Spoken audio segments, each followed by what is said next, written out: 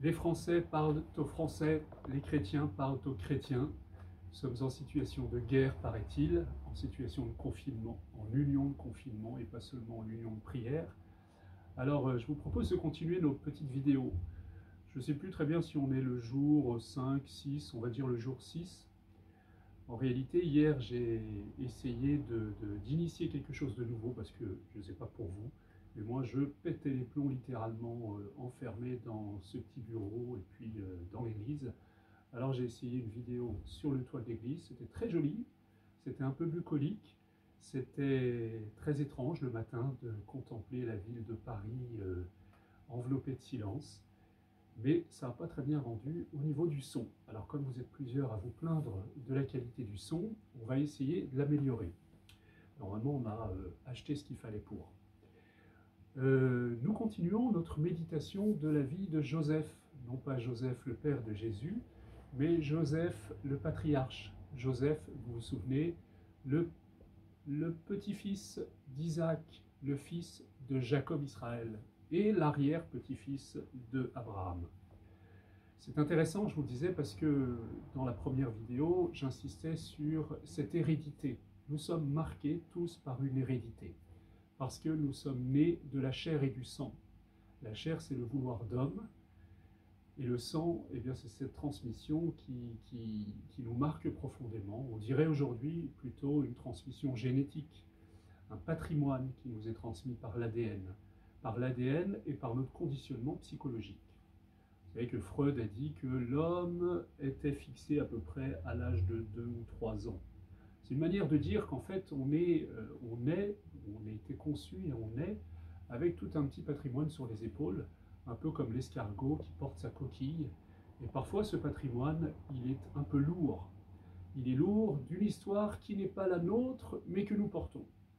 Et c'est bien l'histoire de Joseph, c'est notre histoire à chacun d'entre nous. Joseph, il a un patrimoine qui est à la fois très riche, et le meilleur, c'est la bénédiction de Dieu qui se transmet par Abraham, Isaac, Jacob, et dont il aura la responsabilité d'être le véhicule encore pour les générations qui suivent. Le meilleur, c'est une histoire d'amour. Le meilleur, c'est beaucoup de belles choses que nous avons dans nos familles, évidemment. Et le pire, c'est aussi ces tares qui se transmettent de génération en génération. La bonne nouvelle, et c'est là-dessus que je voulais insister dans cette deuxième séance, c'est que nous ne sommes pas seulement le fruit de la chair et du sang. Il y a le mystère dont parle le Nouveau Testament, le mystère de la nouvelle naissance. En fait, il en est déjà question dans l'Ancien Testament et je vous montrerai un petit peu de quelle façon. Pour dire les choses le plus simplement possible, on pourrait dire qu'on a 2 cartes d'identité. J'ai un passeport dans ma veste. Ce passeport, eh bien, il indique mon identité aux yeux des hommes, ma nationalité, mon enracinement dans une famille et mon patronyme marque cette transmission. Et puis il y a une deuxième carte d'identité, celle-là n'est pas visible. Si, elle est un peu visible en fait. Si vous allez à l'église, ou le jour où vous vous mariez, ou le jour où vous demandez la confirmation, eh bien, vous allez faire une demande à la paroisse où vous avez été baptisé, un acte de baptême, parce que votre nom est inscrit dans les registres de baptême. Et rassurez-vous, même si votre église de baptême a brûlé, même si les registres ont brûlé, ou même si par extraordinaire certains d'entre vous demandaient à être radiés, c'est possible malheureusement, être radiés des registres de baptême, eh bien, votre nom reste inscrit dans le cœur de Dieu. Ça, c'est un des très beaux passages du Nouveau Testament. Les apôtres reviennent de mission, ils sont tout heureux, ils sont un peu excités parce que il aurait arrivé plein de belles aventures, comme ceux qui vont faire de l'évangélisation dans les rues, par exemple. On revient un peu gargarisé et on partage toutes les belles rencontres qu'on a eues. Et Jésus les accueille avec beaucoup de joie, il leur dit « Mais je voyais même Satan tomber du ciel ». Et les apôtres de renchérir, bah oui, les esprits nous étaient soumis. Et Jésus de les regarder avec beaucoup d'amour et de leur dire « Mais oui, réjouissez-vous ». Mais réjouissez-vous pas seulement parce que les esprits vous sont soumis, mais parce que vos noms sont inscrits dans les cieux, parce que vos noms sont inscrits dans le cœur de Dieu. Vous connaissez ce chant, tressaillez de joie, car vos noms sont inscrits dans le cœur de Dieu. Eh bien, c'est de ça que je voulais parler aujourd'hui. Joseph, il s'enracine dans une histoire. Joseph, il a une identité qui est plus ou moins lourde à porter, une identité réelle, mais aussi une identité d'emprunt. Je pourrais dire une identité d'emprunt, je voudrais bien le faire comprendre, c'est le personnage dans lequel on est entré. Le personnage qui cache ma véritable identité. C'est l'écorce qui empêche les autres de voir qui je suis vraiment. Et est-ce que je sais au fond qui je suis vraiment? Est-ce que ma propre identité, elle m'est transparente? Est-ce que ma propre identité, eh bien, je peux en avoir possession d'une certaine manière? Je ne pense pas. Je pense que c'est ça le plus beau, c'est que mon identité est mystérieuse, parce que précisément, elle est inscrite dans le cœur de Dieu. Et c'est un mystère. Elle est au-delà du voile, elle est dans l'intimité de Dieu. Mon identité, le Père la connaît, le Fils la connaît, l'Esprit Saint la connaît. Et tous les trois, eh bien, c'est ce dont il parle quand il parle de nous. Et c'est comme ça qu'il nous voit chacun. Jésus dit lors du discours à la dernière scène à ses apôtres, « Ne vous inquiétez pas, je vous quitte, mais je pars vous préparer une place. » Et dans la maison du Père, dans cette immense maison, il y a beaucoup de places. En fait, il y a beaucoup de chambres. Et chacun d'entre nous, on a notre chambre. On a notre petit espace personnel. On a notre petit espace, j'ai envie de dire, privé. Et c'est cet espace secret qui est le lieu de notre identité véritable. Nous ne sommes pas faits en série. Nous ne sommes pas du produit préfabriqué par notre histoire familiale, par toute cette hérédité, ou par les conformismes sociaux, par les personnages qu'on nous a demandé d'endosser, que ce soit très tôt dans notre enfance ou plus tard. J'ai été dans telle école, j'ai suivi telle éducation, etc. Et donc je me suis glissé, je me suis moulé dans une personnalité qui est une personnalité d'emprunt. Et à un certain moment dans ma vie, j'étouffe, je me sens comme à l'étroit là-dedans. Je me sens pas vrai par rapport à moi-même. Et je sens, et cette phrase est magnifique, elle n'est pas dans l'Évangile, elle n'est pas dans la Bible, elle n'est pas dans un des grands traités de spiritualité que l'humanité nous a légués. Elle est le fait d'un jeune homme de 17 ans, un adolescent, qui est parti sur les routes à la fin du 19e siècle, au début du 20e siècle. Ce jeune homme, il était à l'étroit dans le milieu dans lequel il avait grandi.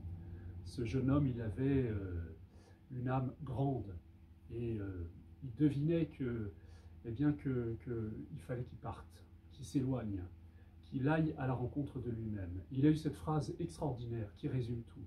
Je est un autre. Je, c'est le je profond, c'est mon identité profonde. Je, c'est ce à partir, vous savez, c'est l'article à partir duquel je vais agir véritablement. Je, c'est je parle, je m'engage, je me donne à toi, on dit lors du mariage. C'est-à-dire du plus profond de moi-même, de mon identité véritable, eh bien ce je est un autre. Est un autre par rapport à quoi?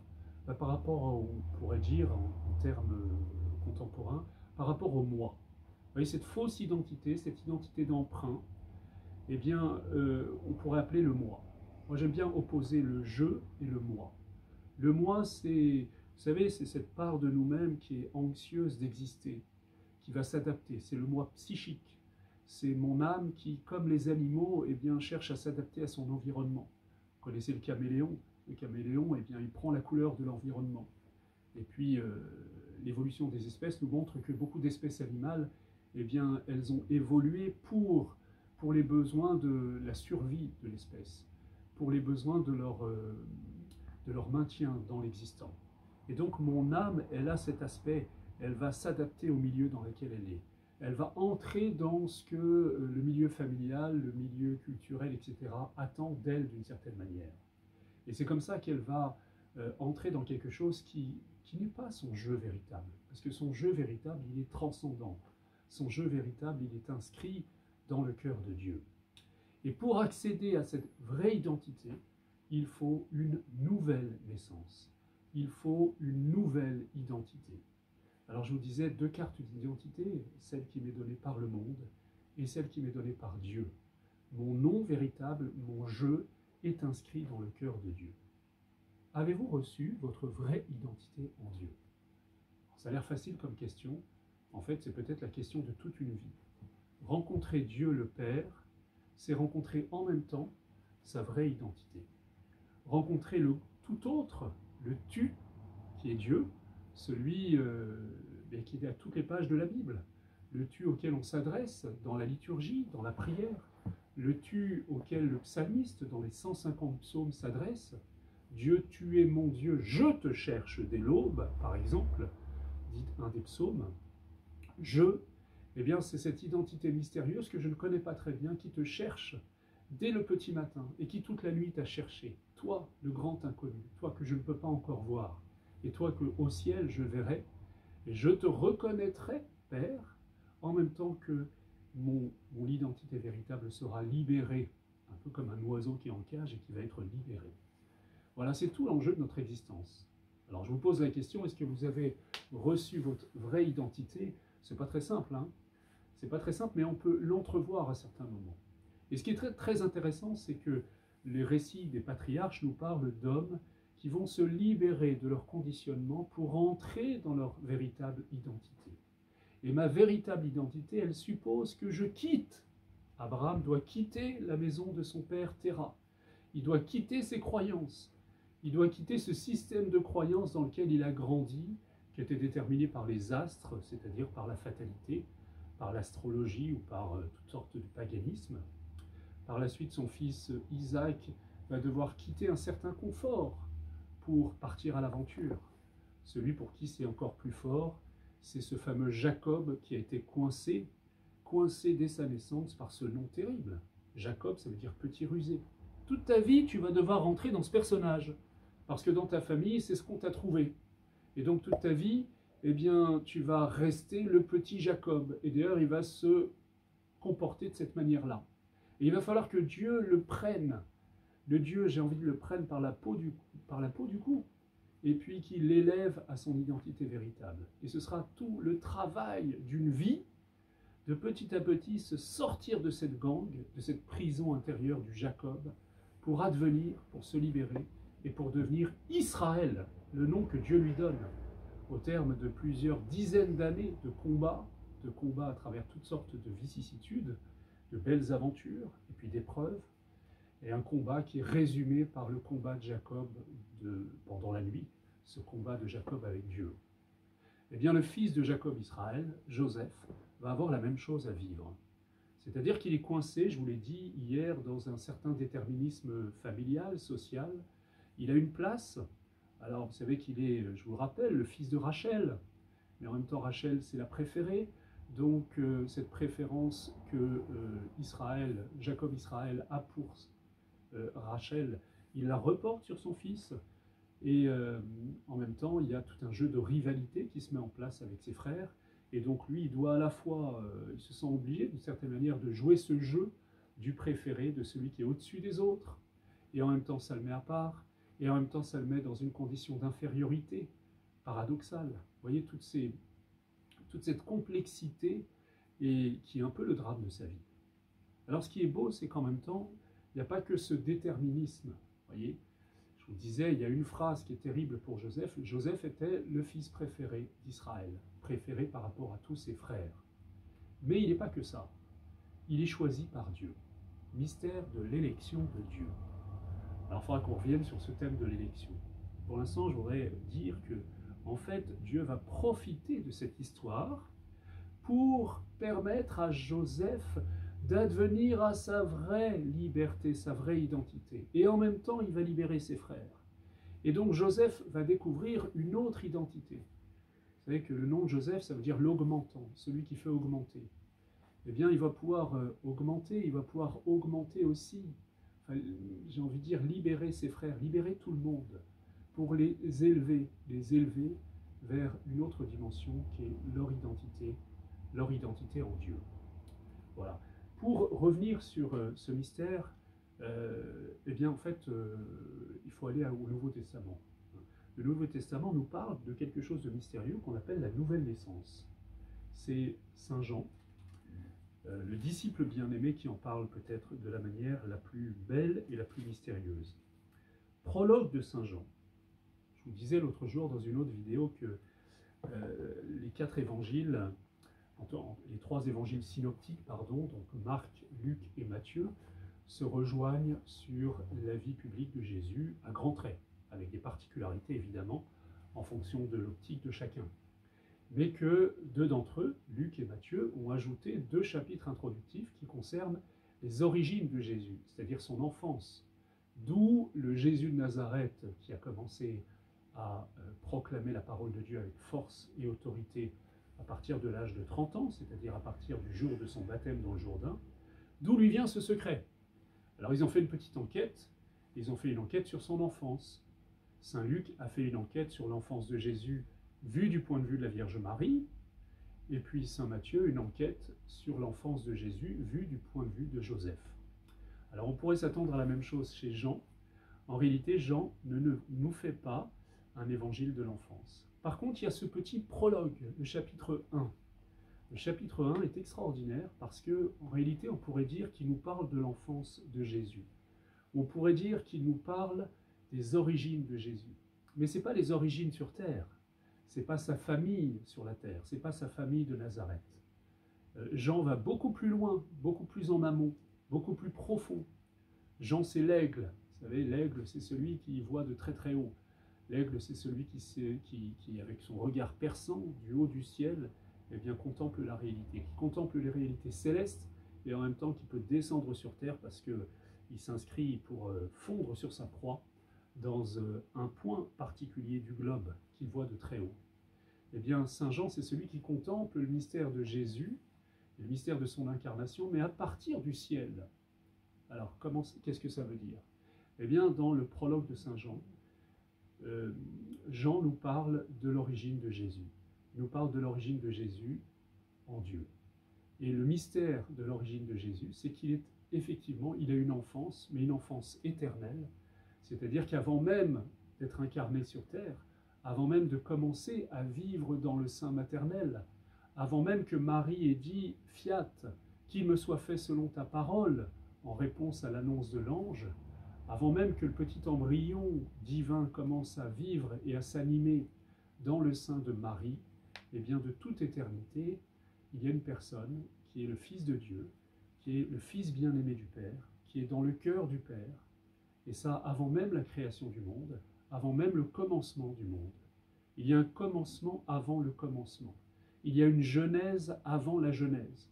Il y a une naissance avant la naissance du monde.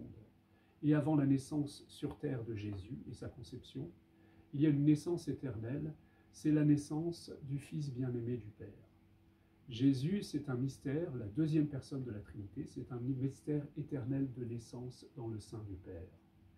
Et en fait, celui qui naît à chaque instant dans l'éternité du Père, celui qui se reçoit du Père, eh bien, est venu sur terre pour nous faire entrer dans cette naissance. Pour nous donner une nouvelle naissance différente de celle que nous avons reçue au matin de notre vie, de notre papa et de notre maman, non plus une naissance de chair et de sang, mais une naissance de Dieu dans l'esprit, celle que nous recevons au baptême, mais celle que nous recevons à tout moment lorsque nous acceptons de sortir de ce moi intérieur, ce moi dont je parlais juste avant, pour entrer dans le regard du Père et pour naître avec Jésus du Père, naître à notre vraie identité. Prologue de Saint Jean, chapitre 1, verset 1. Au commencement était le Verbe, et le Verbe était avec Dieu, et le Verbe était Dieu. Donc ce commencement, évidemment, c'est une évocation d'un autre commencement qui est le commencement de la Genèse. La Bible commence par ces mots. Au commencement, Dieu créa le ciel et la terre. C'est le commencement de la création. Très bien. Mais là, le commencement de Saint Jean est beaucoup plus, j'allais dire, rétroactif, il est beaucoup plus fondamental. C'est le commencement de toute chose, le commencement sans commencement. C'est au commencement, c'est-à-dire avant le commencement de la terre, avant le commencement du monde, il y a un commencement éternel qui est en Dieu, dans le Père, eh bien, la naissance éternelle du Fils. Au commencement était alors Saint Jean ne dit pas le Fils, il dit le Verbe. Le Verbe, c'est la deuxième personne de la Trinité. Le Verbe ou la parole de Dieu, mais il vaut mieux traduire le Verbe, parce que le Verbe, ce serait d'une certaine manière la pensée de Dieu. Dieu, vous savez, une mère, on dit qu'elle conçoit son enfant. C'est très beau parce qu'elle le porte dans ses entrailles, mais elle le porte d'abord dans son cœur, dans sa pensée. C'est une pensée d'amour, normalement. On veut avoir été conçu dans l'amour. On n'a pas toujours été conçu dans l'amour. On a parfois été conçu par accident. Mais en réalité, eh bien, on a été conçu bien avant par Dieu. Il est dit dans le livre d'Isaïe en particulier, « Ton nom est inscrit sur la paume de ma main » et c'est Dieu qui parle. C'est-à-dire que alors même que ta mère ne t'aurait pas désiré, eh bien moi, j'ai inscrit ton nom dans mon cœur de toute éternité. Eh bien le Fils bien-aimé du Père, il est dans la pensée du Père de toute éternité. Et avec lui, nous sommes tous, notre vraie identité, notre vrai jeu, est là, dans la pensée, avec Jésus, présent devant le Père. Et Jésus est venu sur terre pour nous révéler chacun notre vraie identité, pour nous conduire vers le Père, et pour nous donner de naître de nouveau. J'en veux pour preuve la suite de ce prologue. Au commencement était le Verbe, et le Verbe était avec Dieu, de toute éternité. Et le Verbe était Dieu. Il était au commencement avec Dieu. Par lui, tout a été fait, et rien de ce qui a été fait n'a été fait sans lui. En lui était la vie, et la vie était la lumière des hommes. La lumière luit dans les ténèbres et les ténèbres ne l'ont pas arrêtée. Cette lumière, plus tard, verset 9, elle est venue dans le monde éclairer tout homme justement pour le guider vers son origine. Elle était dans le monde et le monde a été fait par elle et le monde ne l'a point connue. Elle est venue chez les siens, la lumière qui est le Christ, il est venu chez les siens. Elle est venue chez les siens et les siens ne l'ont pas acceptée.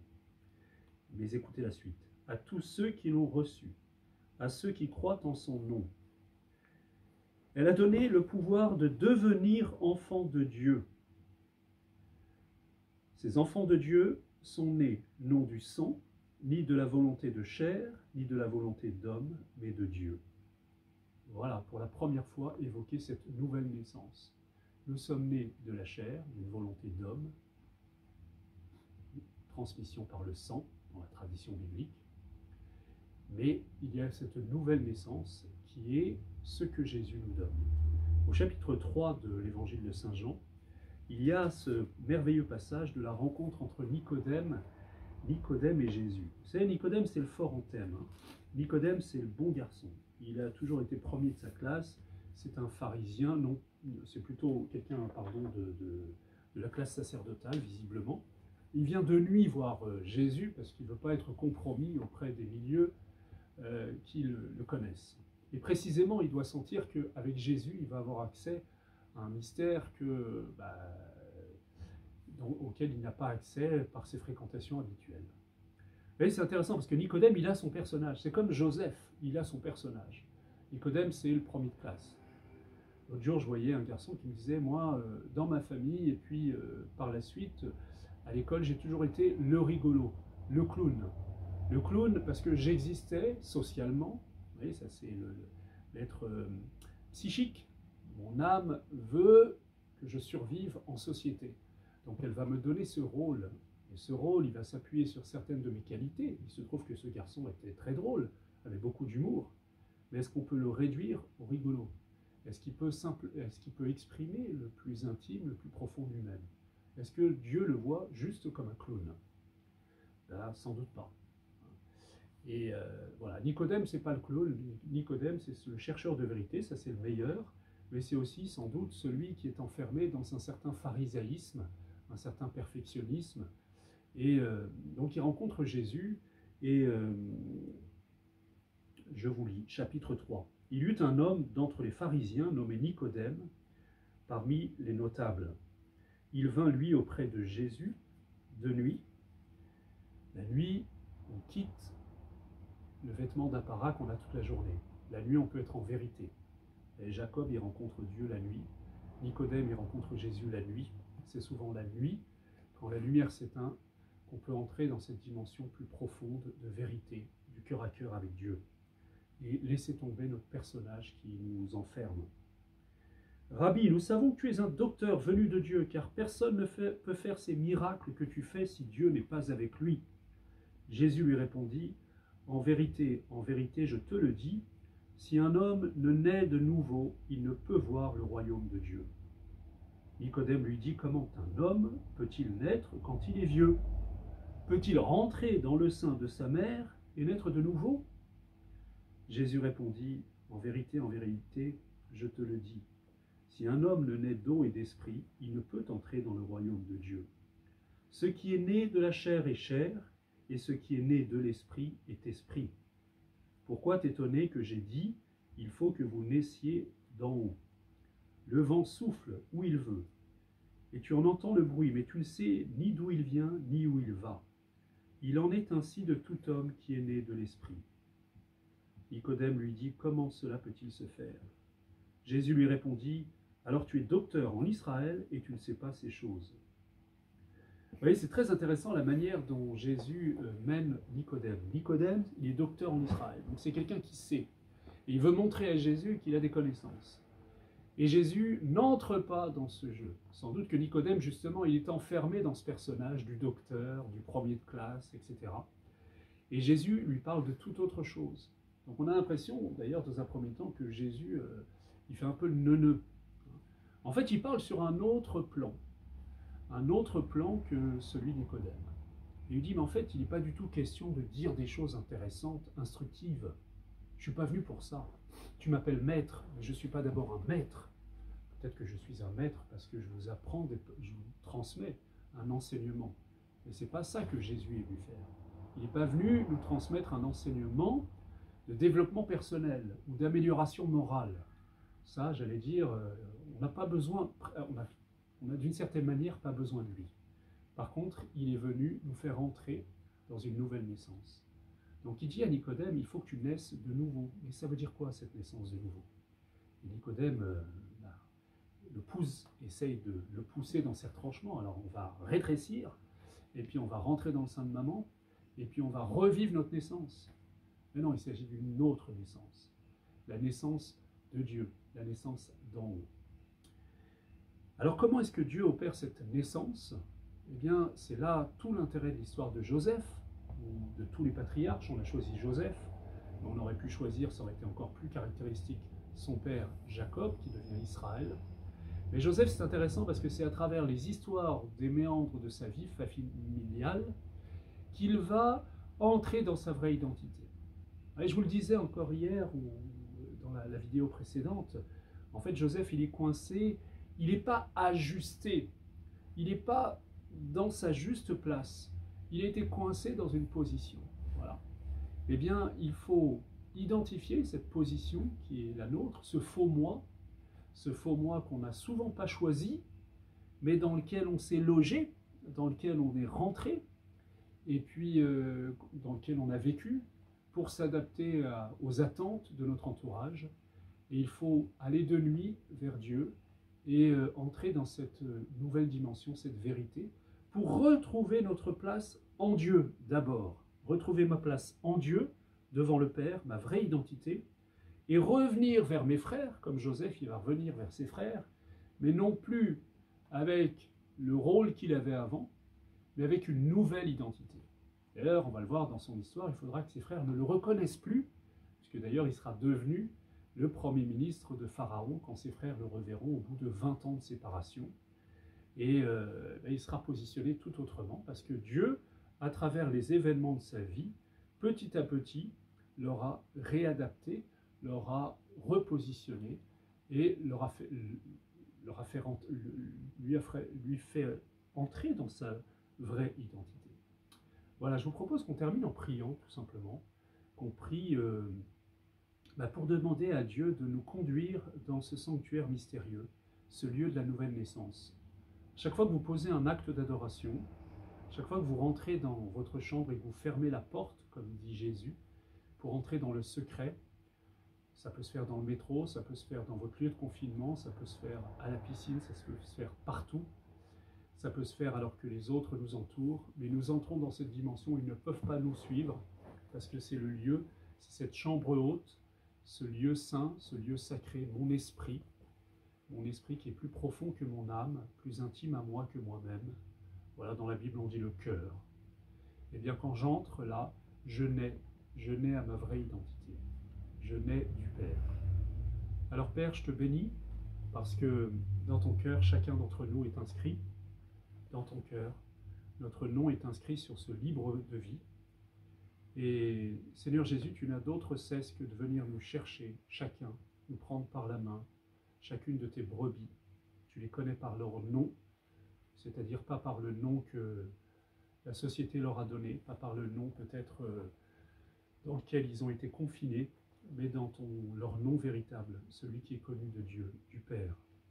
Tu les prends par la main, tu les guides et tu les emmènes vers la maison du Père. Père, je te demande aujourd'hui et dans les jours à venir de conduire chacune des personnes qui entendent cette vidéo dans ce lieu secret, dans ce lieu de cœur à cœur, dans ce lieu où tu veux leur révéler leur identité véritable, dans ce lieu de la nouvelle naissance. Notre Père, qui es aux cieux, que ton nom soit sanctifié, que ton règne vienne, que ta volonté soit faite sur la terre comme au ciel. Donne-nous aujourd'hui notre pain de ce jour. Pardonne-nous nos offenses comme nous pardonnons aussi à ceux qui nous ont offensés. Et ne nous laisse pas entrer en tentation, mais délivre-nous du mal.